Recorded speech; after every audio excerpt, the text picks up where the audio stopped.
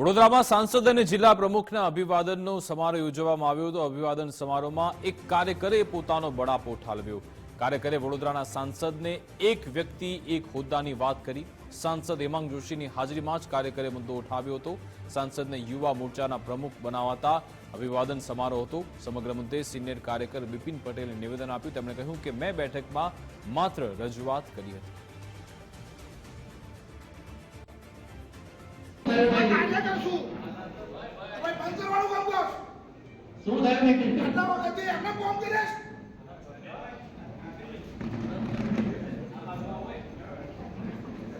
રસિક પ્રજાપતિ અને વડોદરાના સાંસદ હેમાંગ જોશીને યુવા મોરચાના પ્રમુખ તેમજ રસિક પ્રજાપતિને પ્રદેશ ઉપાધ્યક્ષ બનાવવાનો જે અભિવાદનનો સમારોહ હતો અને તેમાં જ આલમગીરના જે બિપિનભાઈ પટેલ છે તેમણે પોતાનો રોષ છે તે ઠાલ્યો હતો। એક હોદ્દો એક કાર્યકર્તાનો જે નિયમ છે તે યાદ કરાવ્યો હતો। આપણી સાથે બિપિનભાઈ છે, તેમની સાથે વાત કરીશું। આ બિપિનભાઈ, શું કહેશો, પોતાનો રોષ ઠાલવવાની જરૂર કેમ પડી? એક કાર્યકર્તા, એક હોદ્દો, એ નિયમ પણ તમે જે સમારોહ હતો એ તમામની વચ્ચે યાદ કરાયો। અને રોષ ઠાલવાની વાત નહીં, રોષ તો ના હોય, કેમ કે પાર્ટીનો કાર્યકર્તા હોય અને પાર્ટીની અંદર રજૂઆત કરતા હોય, રોષ ના ઠલવાય। અને એની અંદર પાર્ટીના નિયમો હોય કે ભાઈ પાર્ટી, આપણે CR પાટીલ જ્યારે પ્રમુખ હતા ત્યારે એમને નિયમ બનાવ્યા હતા। એ નિયમ પ્રમાણમાં હવે નવા પ્રમુખ આવ્યા છે તો એમના નિયમ આપણને ખબર ના હોય, એટલે મારે એક રજૂઆત કરી હતી કે ભાઈ આપણે એક હોદ્દાની એક વ્યક્તિ એક હોદ્દાની વાત હતી, એને લઈને આપણે મેં કહી દઉં કે ભાઈ આપણે સંસદ સભ્ય છો તો તમને આટલો મોટો હોદ્દો મળ્યો છે તો તમારે પાર્ટીને રજૂઆત કરવાની હોય કે ભાઈ મારી પાસે ઓલરેડી સંસદનો હોદ્દો છે, તો આની જગ્યાએ કોઈ બીજા સક્ષમ કાર્યકર્તાને આપો તો સારું। કેમ કે ભારતીય જનતા પાર્ટીમાં અસંખ્ય સક્ષમ કાર્યકર્તાઓ છે અને બુદ્ધિજીવી હોય છે કે એની કોઈ કલ્પના ના કરી શકો એટલા કાર્યકર્તા છે, બધી ટાઈપના કાર્યકર્તા છે। તમે કીધું કે વર્ષોથી પણ લોકો પાર્ટીની અંદર શિસ્તથી જોડાયેલા છે, સાથે કામ કર્યા છે, તેમને પણ ક્યાંક ને ક્યાંક બાદબાકી કરવામાં આવી હોય એવું લાગે છે આ વખતે?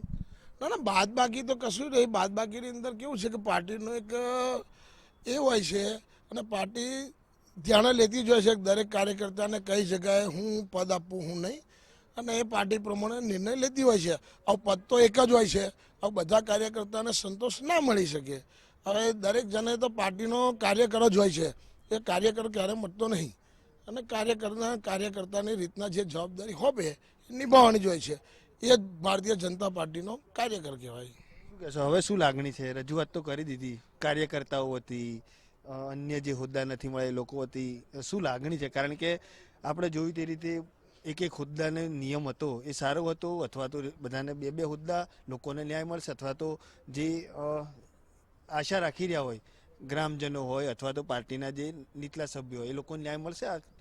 ના ના, એ પાર્ટીની એવી કોઈ કાર્યકર્તાની કોઈ એવી નહીં, પણ અમારી તો એક જ હતી કે ભાઈ જે ભરતી મેળો ચાલી રહ્યો છે અને ભરતી મેળાની અંદર આવ્યા પછી પાર્ટીને બહુ બદનામ કર્યા પછી અમે એમની જોડે સંઘર્ષ કરેલા હોય છે ને એમને જ્યારે ટિકિટ મળતી હોય છે કે કંઈક હોદ્દા મળતા હોય છે તો એ પાર્ટીને અમે એવું કેવું છે કે ભાઈ કાર્યકર્તા જે છે એ 100% પાર્ટીને વફાદાર રહેવાના છે।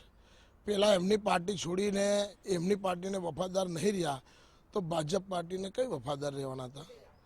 એટલે એ ક્યારેક તક જોઈને પાર્ટી છોડીને જતો એમને વાર નહીં લાગે, અને ભાજપનો કાર્યકર્તા ગમે તેટલું મન દુઃખ હશે, ગમે તે હશે, તો એ પાર્ટી જોડે જ રહેશે, એ ક્યારેય નહીં જાય।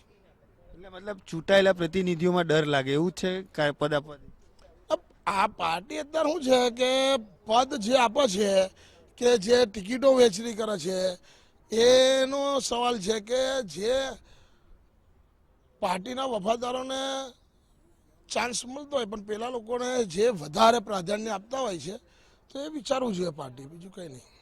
બિલકુલ, આ હતા બિપિનભાઈ પટેલ અને તેમણે જણાવ્યું તે રીતે ખાસ કરીને વાત કરીએ તો જે પાર્ટી જે ચૂંટાયેલા પ્રતિનિધિઓને મોકલે છે તેઓની વફાદારીને લઈને પણ તેમણે સવાલ ઉઠાવ્યા છે, કારણ કે જે કાર્યકર્તા છે તે વર્ષોથી પાર્ટી સાથે જોડાયેલો રહે છે, વફાદારીથી કાર્ય કરે છે, એટલે આ જે કાર્યકર્તાઓ છે તેમને પણ ન્યાય મળવો જરૂરી છે. તેમણે પોતાની લાગણી છે તે અભિવાદન સમારોહની અંદર રજૂ કરી હતી કે આ એક હોદ્દો એક કાર્યકર્તાનો જે નિયમ છે તે ચોક્કસથી લાગુ થવો જોઈએ, કારણ કે જો આ હશે તો જે બીજા કાર્યકર્તાઓ છે તેમને ન્યાય મળશે.